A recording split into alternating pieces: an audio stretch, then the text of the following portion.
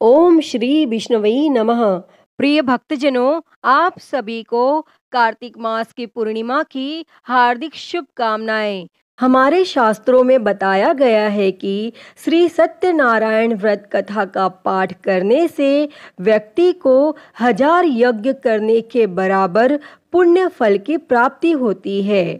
सत्यनारायण भगवान व्रत कथा में भगवान विष्णु के सत्य स्वरूप के बारे में बताया गया है।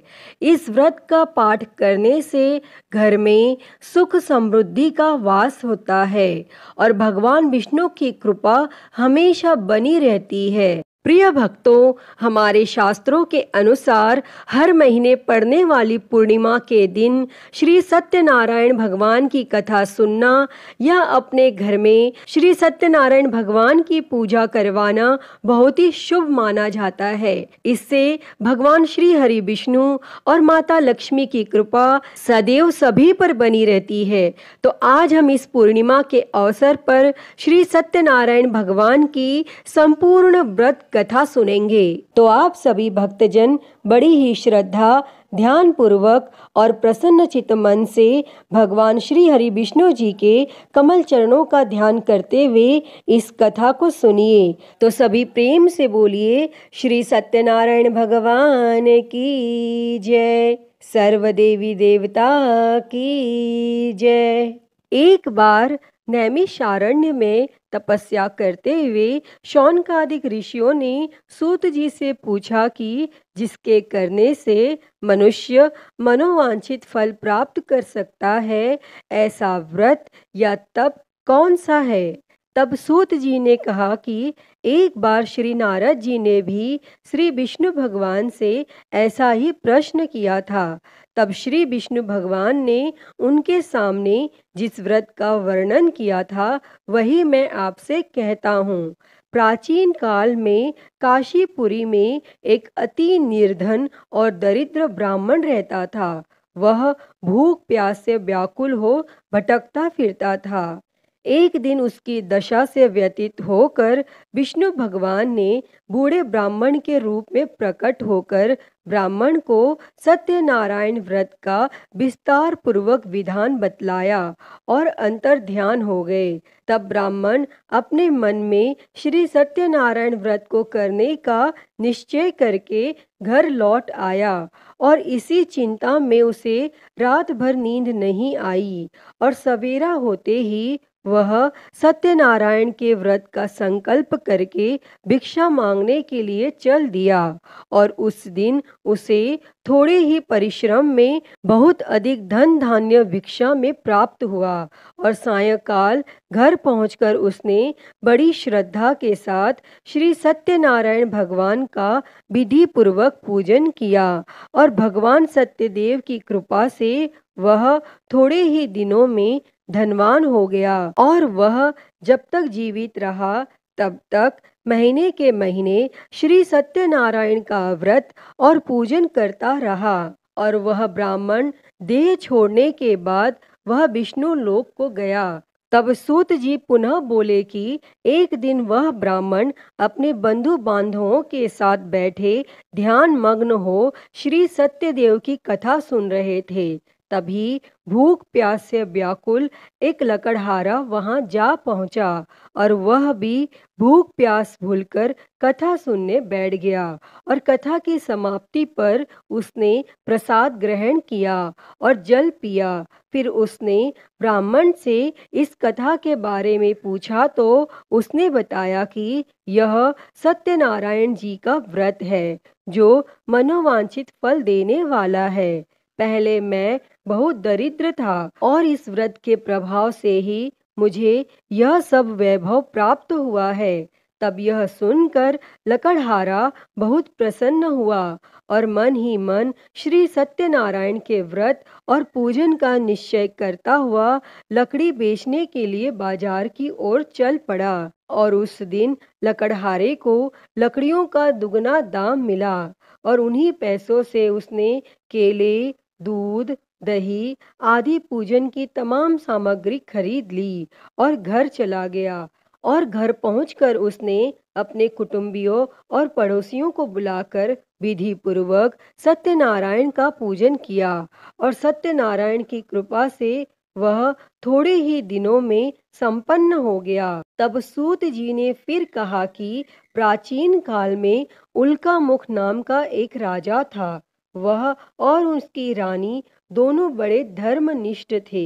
एक समय राजा रानी भद्रशिला नदी के किनारे श्री सत्यनारायण की कथा सुन रहे थे कि एक बनिया भी वहां आ पहुंच गया। उसने रत्नों से भरी अपनी नौका को एक किनारे पर लगा दिया और स्वयं पूजा की जगह पर गया और वहां का चमत्कार देख उसने राजा से इसके बारे में पूछा।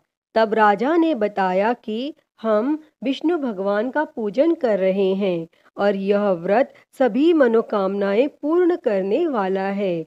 तब राजा के ऐसे वचन सुन और प्रसाद पा बनिया अपने घर चला गया और घर पहुंचकर उसने अपनी पत्नी से व्रत का सब वृत्तांत कहा और संकल्प किया कि मैं भी संतान होने पर यह व्रत करूंगा।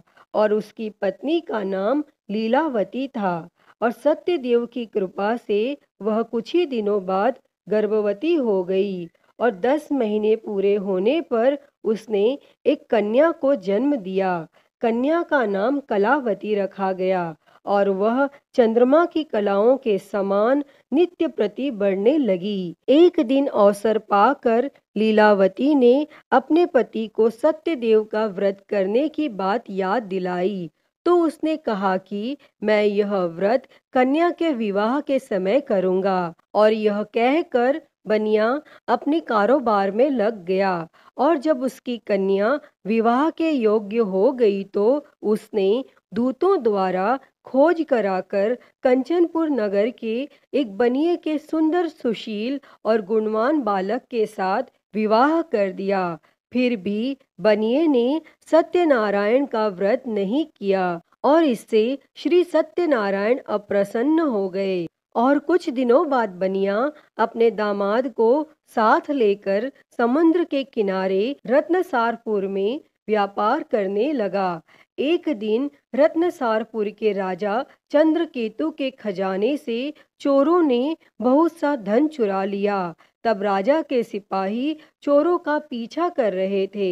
चोरों ने जब देखा कि सिपाहियों से बचना कठिन है तो उन्होंने राजकोष से चुराए हुए तमाम धन को एक जगह फेंक दिया और स्वयं भाग गए। और वहीं बनिए का डेरा था और सिपाही चोरों को ढूंढते हुए उसी जगह पहुंच गए और उन्होंने दोनों बनियों को चोर समझकर पकड़ लिया। तब राजा ने दोनों बनियों को जेल में डालने का आदेश दिया और उनका धन कोष में जमा करा दिया। और यहाँ श्री सत्यदेव के कोप से लीलावती और कलावती भी बड़े दुख से दिन काट रही थी। एक दिन कलावती भूख प्यास से बहुत व्याकुल होकर एक मंदिर में चली गई। वहां श्री सत्यनारायण की कथा हो रही थी और वहीं बैठकर उसने कथा सुनी और प्रसाद लेकर रात होने पर घर पहुंची। तब माता के देरी का कारण पूछने पर उसने सब बात कह दी। उसकी बात सुनकर लीलावती को अपने पति की भूली बात याद आ गई और उसने श्री सत्यदेव के व्रत का निश्चय किया और उसने अपने बंधु बांधवों को बुलाकर श्रद्धा पूर्वक कथा सुनी और विनम्र भाव से प्रार्थना की कि मेरे पति ने संकल्प करके जो आपका व्रत नहीं किया उसी से आप अप्रसन्न हुए थे। अब कृपा करके उसका अपराध क्षमा करें। लीलावती की प्रार्थना से श्री सत्यदेव प्रसन्न हो गए और उसी रात्रि में श्री सत्यदेव ने राजा चंद्रकेतु को स्वप्न में दर्शन देकर कहा कि प्रातः काल होते ही दोनों बनियों को जेल से छोड़ दो और उनका सभी धन उन्हें लौटा दो, वरना पुत्र और पौत्र समेत तुम्हारा राज नष्ट हो जाएगा। और इतना कहकर श्री सत्यदेव तो अंतर ध्यान हो गए और राजा ने भी सवेरा होते ही दोनों बनियों को मुक्ति का आदेश दिया और साथ ही उनका धन उन्हें लौटा दिया और बहुत सम्मान पूर्वक उन्हें विदा किया। तब दोनों बनिए आनंदित हो अपनी नौका लेकर घर की ओर चल पड़े। तभी श्री सत्यनारायण भगवान सन्यासी के वेश में उनके समीप आए और बोले कि तुम्हारी नौका में क्या है? तब बनिए ने हंसते हुए उत्तर दिया कि नौका में लता पत्रों के सिवाय और कुछ भी नहीं है। यह सुनकर दंडी स्वामी ने कहा कि तुम्हारा वचन सत्य हो। तब स्वामी के चले जाने पर बनिए ने देखा कि नौका हल्की होकर ऊपर को उठ रही है। तब उसे बड़ा कौतूहल हुआ और जैसे ही देखा कि बेहोश होकर गिर पड़ा। किंतु दामाद ने कहा कि इस प्रकार घबराने से काम नहीं चलेगा, यह सब उन्हीं स्वामी की करामात है। चलकर उनसे प्रार्थना की जाए तो फिर वैसा ही हो जाएगा।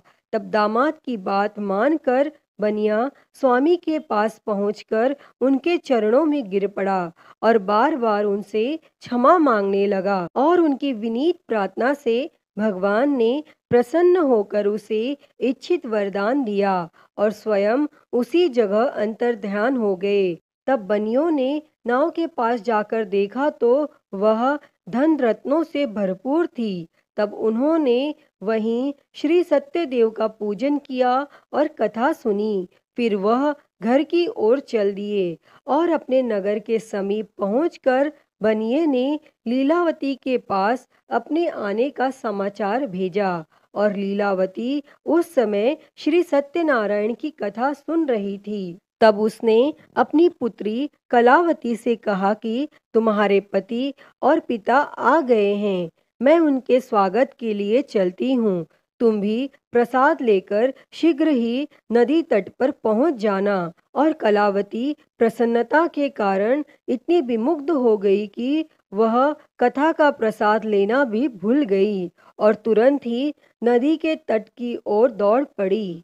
और वह ज्यों ही नदी के किनारे पहुंची त्यों ही उसके पति समेत नौका जल में डूब गई। और यह देख बनिया हाहाकार करके छाती पीटने लगा और लीलावती भी दामाद के शोक में विलाप करने लगी। और कलावती अपने पति की खड़ाऊ लेकर सती होने को तैयार हुई। तभी आकाशवाणी हुई कि हे वणिक, तेरी कन्या सत्यनारायण के प्रसाद का निरादर करके अपने पति से मिलने के लिए आतुर होकर दौड़ी आई है। यदि वह प्रसाद लेकर फिर आए तो उसका पति जी उठेगा। और यह सुन कलावती घर की ओर दौड़ पड़ी और श्री सत्यनारायण का प्रसाद लेकर नदी के किनारे आई तो क्या देखती है कि उसके पति समेत नौका जल पर तैर रही है। यह देख बनिया भी प्रसन्न हो गया और अपने घर पहुंच गया और वह जब तक जीवित रहा तब तक श्री सत्यदेव का व्रत करता तथा श्रद्धा पूर्वक कथा सुनता रहा। इसके पश्चात सूत जी बोले कि एक समय तुंगध्वज राजा शिकार खेलने के लिए वन में गया हुआ था। वहां उसने देखा कि एक बरगद के वृक्ष के नीचे बहुत से गोप ग्वाले इकट्ठे होकर श्री सत्यनारायण की कथा सुन रहे हैं। तब राजा ने न तो श्री सत्यनारायण को नमस्कार किया न ही पूजन के पास गया। तब गोपगण राजा को देखकर स्वयं प्रसाद लेकर उसके पास आए और प्रसाद को राजा के सामने रख दिया। लेकिन राजा ने प्रसाद की कुछ परवाह न की और महल की ओर चला गया। और राजद्वार पर पहुंचते ही राजा को मालूम हुआ कि उसके पुत्र पौत्र और धन संपत्ति सब नष्ट हो गए हैं। तब उसे वन की घटना स्मरण हो आई और उसने विचार किया कि श्री सत्यदेव के प्रसाद का निरादर करने के कारण ही मुझे यह दुख प्राप्त हुआ है। और यह सोचकर राजा पुनः वन में दौड़ा गया और सब गोप ग्वालों के साथ मिलकर श्रद्धा और भक्ति के साथ श्री सत्यदेव का पूजन करके प्रसाद ग्रहण किया। और इसके बाद वह घर लौट आया तो उसके मृत पुत्र पौत्रादि भी जी उठे और नष्ट हुई संपत्ति भी ज्यों की त्यों हो गई। तब से राजा जीवन भर समय समय पर श्री सत्यदेव का व्रत और पूजन करता रहा। हे श्री सत्यनारायण भगवान जी, इस कथा को कहते, सुनते और हुंकारा भरते पर सदैव अपनी कृपा बनाए रखना। तो बोलिए श्री सत्यनारायण भगवान जी की जय। तो प्रिय भक्तगणों, मैं उम्मीद करती हूँ कि आपको यह कथा पसंद आई होगी और अगर वीडियो अच्छी लगी हो तो इसे लाइक करें, ज़्यादा से ज़्यादा शेयर करें और कमेंट में सत्यनारायण भगवान की जय लिखना ना भूलें। और हरिहर भक्ति चैनल पर अगर आप नए हैं तो इस चैनल को सब्सक्राइब कर नोटिफिकेशन बेल को ज़रूर ऑन कर लें। हर हर महादेव। धन्यवाद।